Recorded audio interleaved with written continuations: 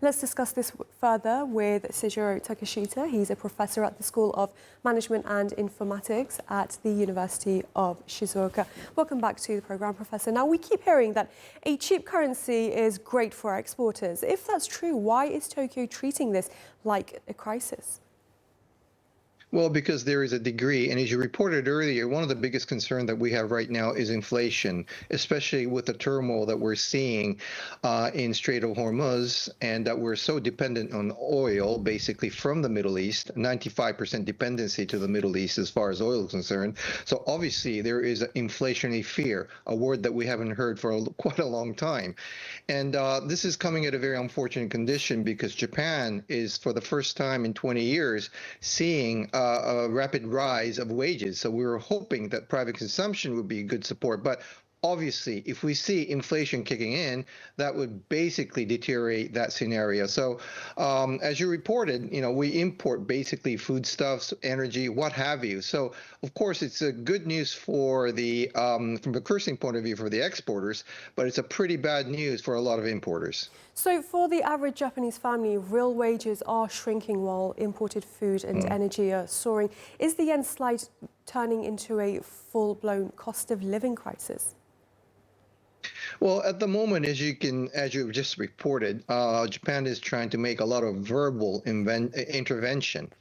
And of course, I think market participants are quite worried about the intervention that could take place. But I think by now, a lot of market participants are starting to realize that, Bank of Japan do not have the deep pocket as many think. People ask me about where the yen is going. I always ask, look at the policy of the Fed, really. The reason for that is that, maneuverability by Bank of Japan is very much limited in comparison to the Fed or the ECB. And for that reason, this is a reason why yen is continuously drilling down. This may exacerbate the comeback scenario of the economy that we had, again, based on the fact that, inflation might be hitting us.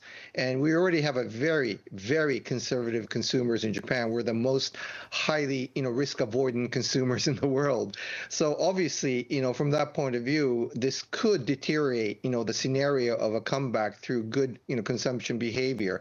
Propensity to spend isn't going to rise if we're going to see inflation rise in the first place. And if Tokyo gets desperate enough to dump its massive stash of US treasuries to defend the yen, what does that do to interest rates over in the US and Europe? To make the long story short, I always say that option is spitting into the air that's blowing against you.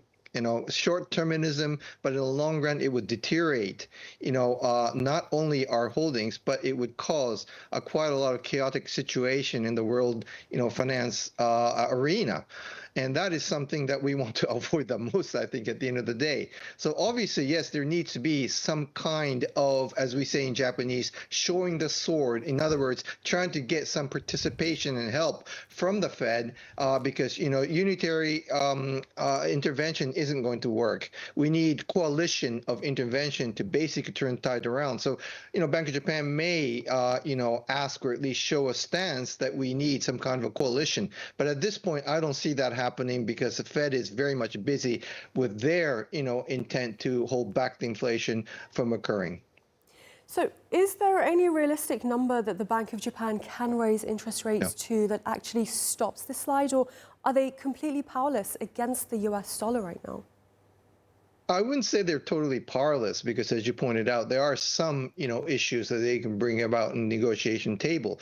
But that said, again, if you look at the real interest rate deviation, there is much more room for, the Fed to basically raise their rates. In case of Japan, their current balance, Bank of Japan's current balance is well over 600 trillion yen. So they might be shooting their own foot if they raise their rates. And also, it would also deteriorate or exacerbate, the comeback scenario on the economy as a whole.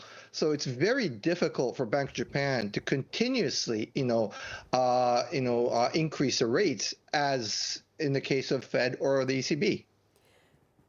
Professor Seijiro Takeshita from the University of Shizuoka, thank you very much for joining us.